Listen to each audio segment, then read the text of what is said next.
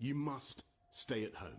If you don't follow the rules, the police will have the powers to enforce them. The Prime Minister has announced the most drastic limits to our lives that the UK has ever seen in living memory. Stay at home and stay at least 2 meters away from people. We have got to put in place the public health surveillance, the isolation, the quarantine, the case finding, the detection.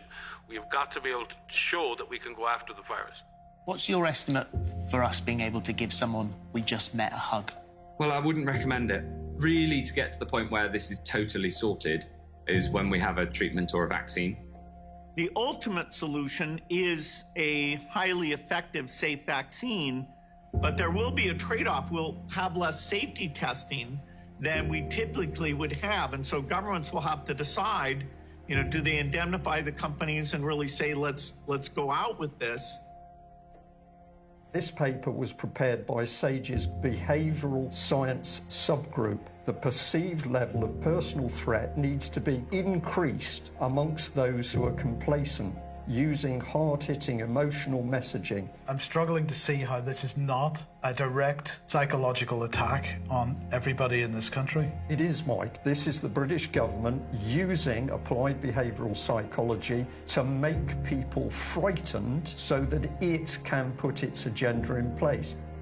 For many years, totalitarian and authoritarian states have used the power of fear to engineer compliance in populations. You won't be able to travel on air travel unless there are mandatory vaccines. So what we see everywhere is, yet again, the problem is being created. Now they're offering the solution, but what they're doing in the interim is they wish to take away all of our civil liberties as human beings.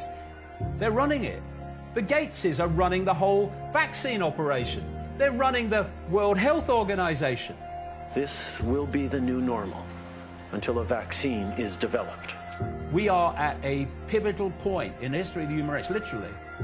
Because there will be no human race as we know it if we don't get our arses in gear now, worldwide.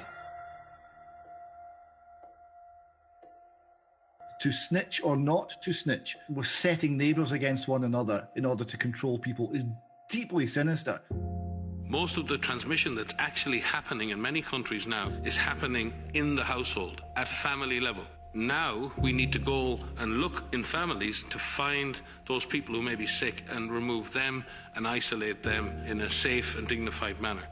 DCF's Division of Child Protection and Permanency may be called to take custody of your children.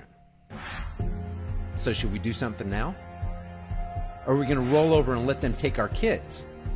We're going to let them go door to door, declaring medical martial law on the parents, and then taking the kids.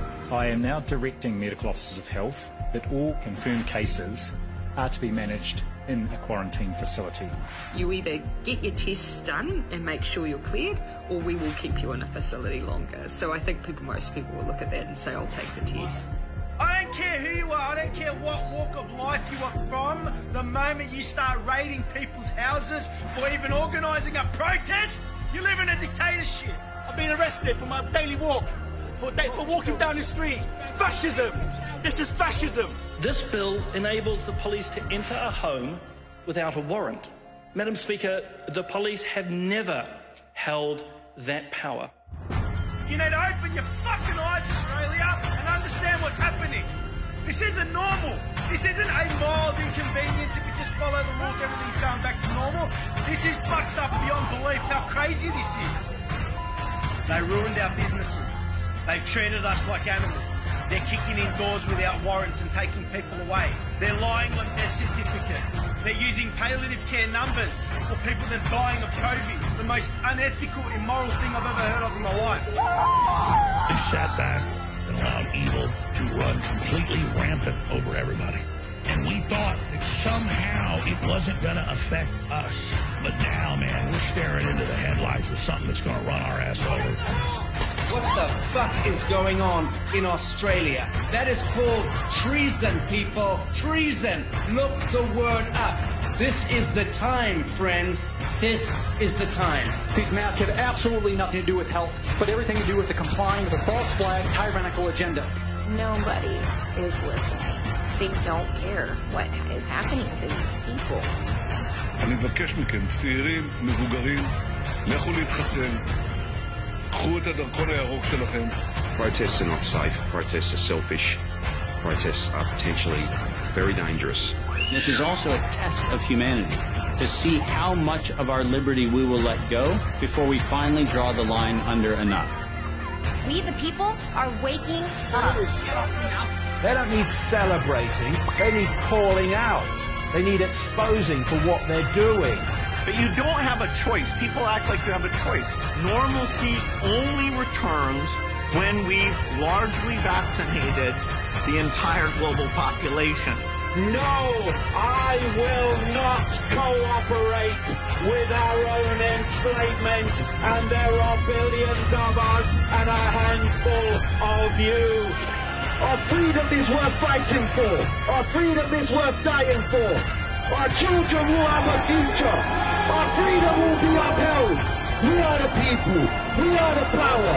We are the 99%.